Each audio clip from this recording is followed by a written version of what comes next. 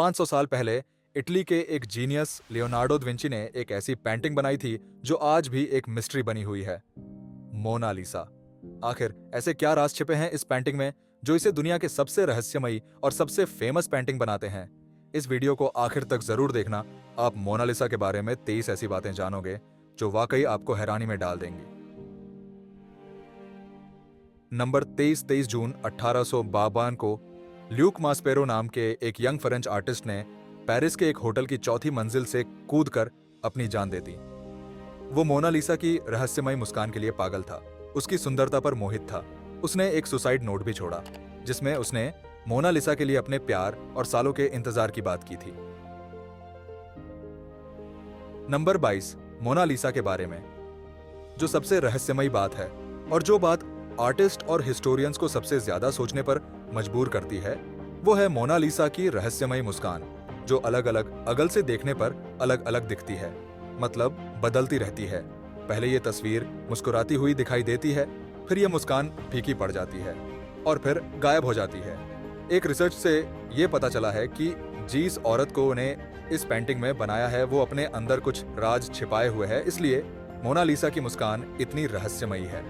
Number 21, कुछ सालों पहले एक डॉक्टर ने यह कहकर सबको हैरानी में डाल दिया कि मोनालिसा की मिस्टीरियस स्माइल का राज है उसके ऊपरी 2 दांतों का टूटा होना, और यही वजह है कि उसका ऊपरी होंठ थोड़ा दबा हुआ है।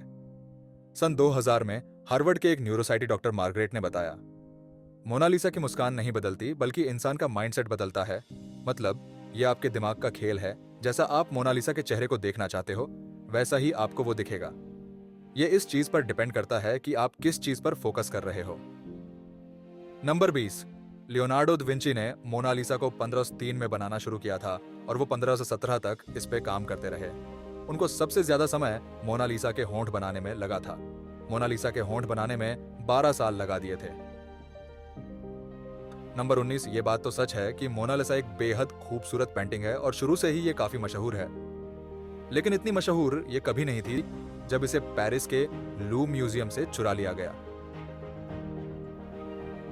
नंबर 18, दुनिया के सबसे मशहूर पेंटिंग को दुनिया के सबसे बड़े म्यूजियम से चुरा लिया जाना एक बड़ी हैरान कर देने वाली घटना थी, लेकिन उससे भी ज्यादा हैरान कर देने वाली बात तो यह है कि इसके चोरी के इल्जाम में जिस आदमी को शक के घेरे में लिया गया वो थे हमारे एक और महान पेंटर पाब्लो पिकासो। जी हाँ, शुरुआत में पाब्लो पर इसे चोरी करने का इल्जाम लगा, लेकिन बाद में काफी पूछताछ और इन्वेस्टिगेशन के बाद उनसे ये आरोप हटा लिया गया। नंबर 17, वेल, वो कौन इंसान था जिसने मोनालिसा को चुराया था? 1911 में 21 अगस्त के दिन इसे चुराया गया, लेकिन उस दिन इस चोरी की तरफ किसी ने ध्यान नहीं दिया और इसे अगले दिन नोटिस किया गया।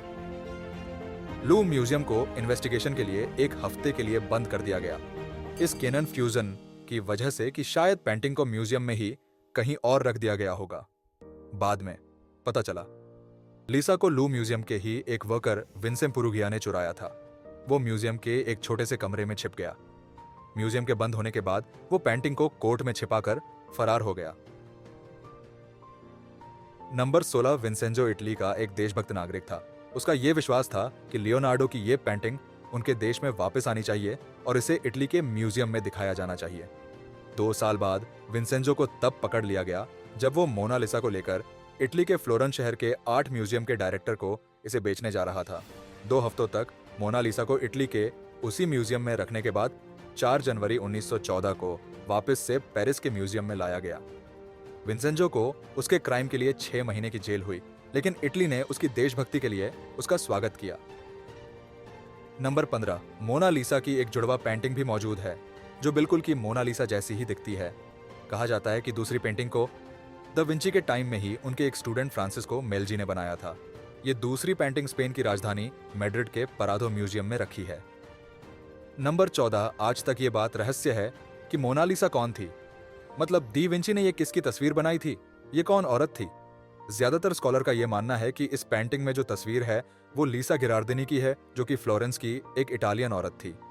लेकिन एक थियरी ये भी कहती है कि मोनालिसा लियोनार्डो द विंची की खुद की तस्वीर है। मतलब उन्होंने इस पेंटिंग में खुद को एक औरत के रूप में बनाया था। नंबर 13, इस खूबसूरत पेंटिंग को नुकसान पहुंचाने की कई कोशिशों हो चुकी हैं। 1956 में एक टूरिस्ट ने मोनालिसा पर एक पत्थर फेंका था, जिसकी वजह से मोनालिसा की बाएं हाथ की कोहनी के पास एक छोटा सा निशान आ गया था। बाद में इसे रिस्टोर कर दिया गया, लेकिन निशान अब भी हल्का दिखता है। इससे पहले एक व्यक्ति ने इस पेंटिंग पर एसिड फेंका था। इसके बाद मोनालिसा की सिक्योरिटी को देखते हुए इसे बुलेट प्रूफ ग्लास के अंदर रखा गया, लेकिन इसके बाद भी एक लेडी ने मोनालिसा पर रेड पेंट से स्प्रे करने की कोशिश की थी और 2009 में एक रशियन लेडी ने इसकी तरफ सेरामिक टेकअप फेंका, पर पेंटिंग दोनों ही केस में सुरक्षित रही। नंबर 12, लियोनार्डो दा विंची एक राइटर भी थे, लेकिन हैरानी होती है कि उन्होंने अपनी सबसे फेमस पेंटिंग मोनालिसा के बारे में कहीं कुछ भी नहीं लिखा। नंबर 11, दूसरी वर्ल्ड वॉर के टाइम मोनालिसा को 6 बार अपनी जगह से बदला गया ताकि ये बेशकीमती पेंटिंग जर्मन नाजियों के हाथों में ना चली जाए। नंबर 10, लियोनार्डो के ही एक स्टूडेंट ने 1514 से 1500 के बीच मोनालिसा का एक न्यूड वर्जन भी बनाया था, जिसे मोना वेर्ना कहा जाता है। इसके हाथ और बॉडी की पोजीशन बिल्कुल लियोनार्डो की मोनालिसा जैसी ही है। कहा यह भी जाता है कि शायद इसे भी नहीं बनाया हो। यह पेंटिंग पेरिस के कोंडे म्यूजियम में रखी है। नंबर 9, लियोनार्डो ने मोनालिसा को पेंट करने में 30 से भी ज्यादा लेयर्स का इस्तेमाल किया था और उनमें से कुछ लेयर्स तो एक इंसानी बाल से भी बारीक थी। नंबर 8, मोनालिसा दुनिया की मोस्ट वैल्यूएबल पेंटिंग है। गिनीज वर्ल्ड रिकॉर्ड के अनुसार मोनालिसा हिस्ट्री की हाईएस्ट वैल्यूएशन वाली पेंटिंग है। 1916 में इसकी कीमत $100 मिलियन आंकी गई थी। 2019 में यह $700 मिलियन के आसपास है, लेकिन फ्रेंच हेरिटेज लॉ के अकॉर्डिंग इसे बेचा और खरीदा नहीं जा सकता क्योंकि यह पब्लिक के लिए है। नंबर 7, 1519 में दा विंची की मृत्यु के बाद मोनालिसा फ्रांस के राजाओं के प्राइवेट कलेक्शन का हिस्सा बन गई। फ्रेंच रेवोल्यूशन के बाद मोनालिसा को पेरिस के लू म्यूजियम में रख दिया गया। यह पेंटिंग नेपोलियन को इतनी पसंद आई थी कि कुछ समय के लिए उन्होंने इसे अपने बेडरूम में लगवा दिया था। नंबर 6, जितना आपको लगता है यह पेंटिंग उससे काफी छोटे साइज की है। इसका साइज 21 इंचेस है और इसका वजन 8 किलोग्राम है। दी विंची ने इसे पेपर और कैनवास पर नहीं बनाया था, बल्कि पॉपुलर की लकड़ी के पैनल पर आयल पेंट से बनाया था और इतनी खूबसूरती से बनाया था कि इस पर ब्रश के निशान देखना बेहद मुश्किल है। दा विंची के टाइम में कैनवस और पेपर मौजूद थे, लेकिन उस वक्त के पेंटर ये सोचते थे कि छोटी पेंटिंग के लिए लकड़ी का यूज करना ही सही रहेगा। नंबर 5, जब आप इस पेंटिंग को देखते हो तो आप पाओगे कि मोनालिसा की आईब्रो और आईलैश नहीं दिखती। अब सवाल उठता है कि लियोनार्डो दा विंची ने मोनालिसा की आईब्रोज और आईलैशेस क्यों नहीं बनाई। वेल 2017 में एक फ्रेंच इन्वेंटर पास्कल कोर्ट ने है रेसोल्यूशन स्कैम से यह पता लगाया कि दी विंची ने मोनालिसा की आईब्रो और आईलैशेस बनाई थी। उसने बताया कि यह टाइम के साथ धीरे धीरे गायब हो गई, शायद ओवरक्लनिंग की वजह से। नंबर 4, पैरानॉर्मल क्रूसिबल नाम की एक वेबसाइट ने यह दावा किया था कि मोनालिसा की पेंटिंग में एलियन छिपा है। कहा गया कि अगर इस पेंटिंग को लेफ्ट साइड से मिरर के साथ जोड़कर देखा जाए तो एलियन जैसी आकृति बनती है। ये बात तब सोचने पर मजबूर करती है जब एक और थियरी सामने आती है, जिसमें यह कहा गया कि दा विंची ने इस पेंटिंग के लेफ्ट साइड में बड़े ही सीक्रेट तरीके से एक मैसेज छिपाया है। थियरी बताती है कि पेंटिंग में इटालियन भाषा में लिखा गया है ला रिस्पोस्टा सी ट्रोवा की। इसका मतलब है दी आंसर इज हियर, यानी उत्तर यहां है। हालांकि इस थियरी में कितनी सच्चाई है इसकी कोई पुष्टि नहीं की जा सकी और ना ही मैं इसके सच होने का कोई दावा करता हूं। नंबर 3, मोनालिसा के फन दुनिया भर में है। इस पेंटिंग पर बहुत सी पोएम्स भी लिखी जा चुकी हैं और सॉन्ग्स बन चुके हैं। जब से इसे पेरिस के लू म्यूजियम में रखा गया है तब से इसे वहां लव लेटर्स मिलते हैं, चाहने वालों की तरफ से फ्लावर्स मिलते हैं। नंबर 2, मोनालिसा को इंग्लिश में मोनालिसा लिखा जाता है, लेकिन इसकी सही स्पेलिंग ये है। कोई इसे मोनालिसा कहता है तो कोई मोनालिसा कहता है, लेकिन इटालियन में इसकी क्रेनक पर नंतुअतियोन है। मोनालिसा इसका मतलब होता है माय लेडी। नंबर वे आनंद दोस्तों, अगर आप पेरिस के लू म्यूजियम में जाते हो तो मोनालिसा के रूम में जाने के बाद जहां मोनालिसा रखी है उसके बिल्कुल ऑपोजिट डायरेक्शन में आपको एक बहुत बड़ी पेंटिंग मिलेंगे जो कि मोनालिसा से कई गुना बड़ी है। इसका नाम है दी वेडिंग फिस्ट एट कैना। इसे इटली के ही एक पेंटर पाओलो वेरोनेसे ने 1563 में बनाया था। दोस्तों, ये पेंटिंग इतनी खूबसूरत है कि इसकी तारीफ के लिए शब्द कम पड़ जाएंगे, लेकिन क्योंकि ये पेंटिंग इतनी फेमस नहीं है इसलिए लोग इसे देखने में ज्यादा इंटरेस्टेड नहीं है। यही वजह है कि मोनालिसा के सामने तो आपको बहुत भीड़ नजर आएगी, लेकिन इसे देखने के लिए बहुत कम लोग खड़े मिलेंगे। दोस्तों, अगर हम सच्चे आर्ट लवर हैं तो हमारे पास वो आंखें होनी चाहिए जो एक आर्टिस्ट की कला को परख सके।